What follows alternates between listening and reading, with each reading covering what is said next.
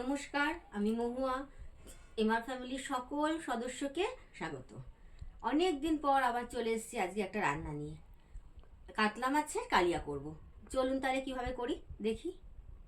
এবার আমি করবো একটু মাছের তরকারি, অল্প একটু আলু দিয়ে। বাবা আলুটা চলে গেছে, ঠায় তো হাওয়া দিচ্ছে যে আমার হাত চলছে না।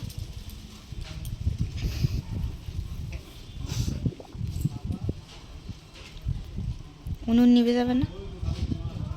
কড়া বসো, কড়ার তেল তো রয়েছে, বেগুন ভেজেছিলাম না একটু আগে। সকাল থেকে কি কুয়াশা বলতো।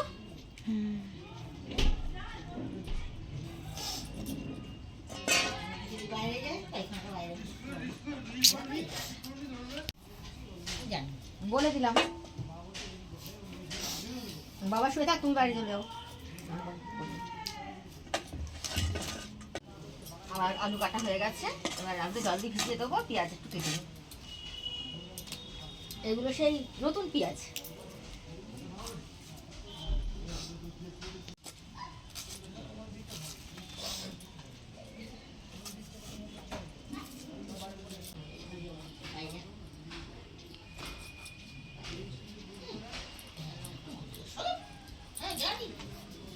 এই দিয়ে আর এই যে লঙ্কা ভিজিয়ে রেখেছি, লঙ্কা রসুন বেটে নেবো, নিয়ে মাছটা করবো। কড়া বসিয়ে দিয়েছি, কড়াই একটু আগে বেগুন ভেজেছিলাম, সেই তেল ছিল, ওই তেলেতেই করে নেবো। মাছটায় লবণ হলুদ মাখিয়ে নিই।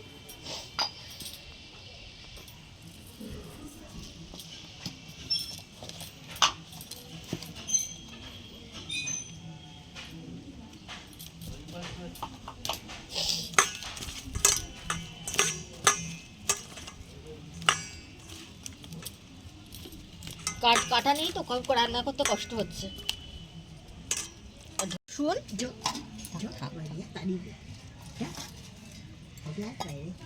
ঘরে গিয়ে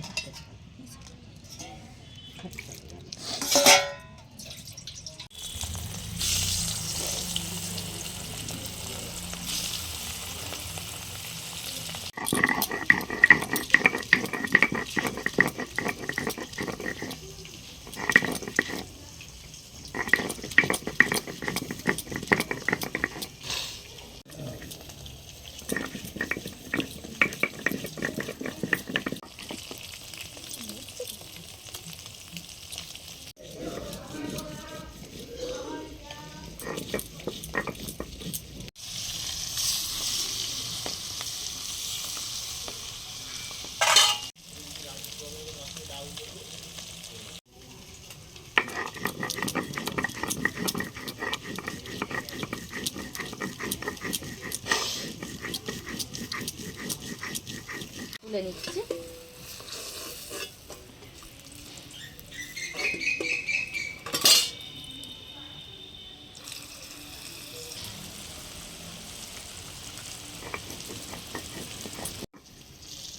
মশলাটা হয়ে গেছে, এবার তুলে নেব।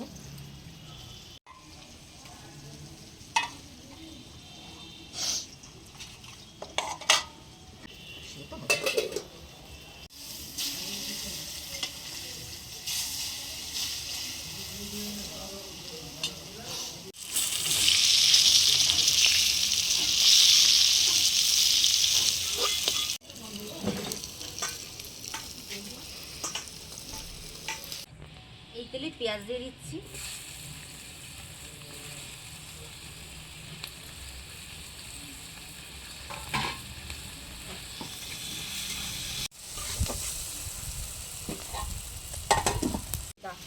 এই কাঠটা কেটে নাও। আমি কাটতে পারি নাকি বাবা ছাড়া?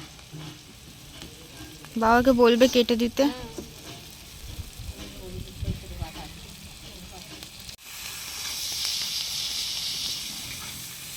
এগুলো হালকা ভাজা হয়ে গেছে, এবার আলুগুলো ভালো করে ধুয়ে রেখেছি, এবার দিয়ে দেবো।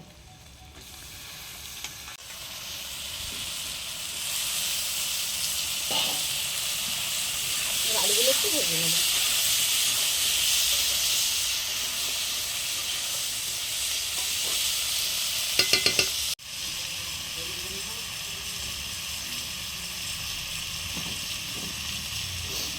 আলুগুলো একটু হালকা ভেজে নিয়েছি, এবার দিয়ে দেবো সমস্ত মশলা, পেঁয়াজ, এই টমেটো,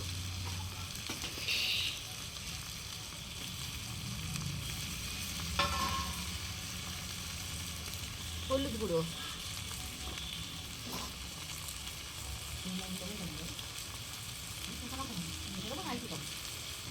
লবণ।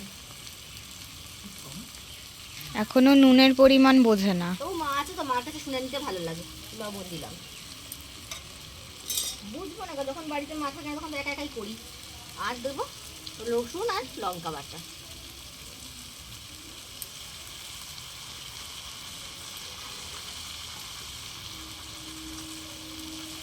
দিয়ে নেবো।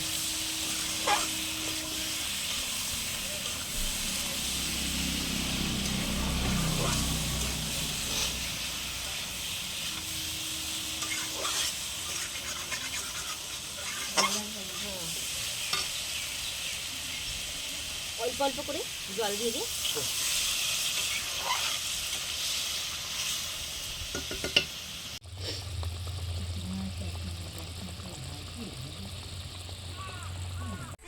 এবার তরকারিটা থেকে তেল বেরিয়ে গেছে। এবার একটু দিয়ে দেবো জল। ধোয়াতে তাকাতে পারছে না। হ্যাঁ, প্রচণ্ড ধোয়া।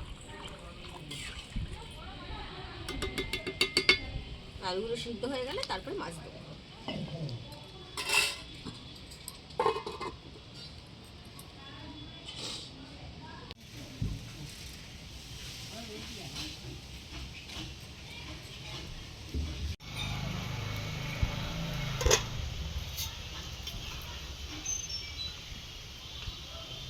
আলুগুলো সেদ্ধ হয়ে গেছে, এবার কুকারে মাছ দেবো।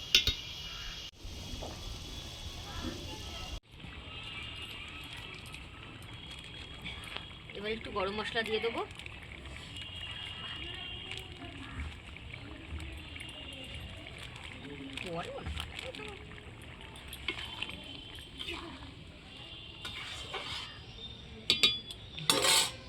এবার মাছগুলো দিয়ে দেবো।